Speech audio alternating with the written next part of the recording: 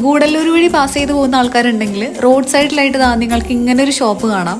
ഉപ്പിലിട്ട് സാധനങ്ങൾ കിട്ടുമെന്ന് പറഞ്ഞപ്പോൾ ഇത്രയധികം വെറൈറ്റി സാധനങ്ങൾ നമ്മൾ പ്രതീക്ഷിച്ചിട്ടേ ഇല്ല കേട്ടോ. കാരണം ഇതുവരെയും കാണാത്ത സാധനങ്ങളാണ്. കറി വയ്ക്കുന്ന ഈ ഒരു പച്ചപ്പയർ മുതൽ ചക്ക, ചക്കക്കുരു, പിന്നെ കപ്പ, അതുപോലെ തന്നെ പച്ചക്കുരുമുളക് മുഴുവനായിട്ട് ഉപ്പിലിട്ടത്, പിന്നെ അതുകൂടാതെ ഫിഗ്, പിന്നെ കോൺ, അങ്ങനെ പിന്നെ ഈ ഒരു തേൻമിഠായി, ഇങ്ങനെ കുറേ സാധനങ്ങളുണ്ട്.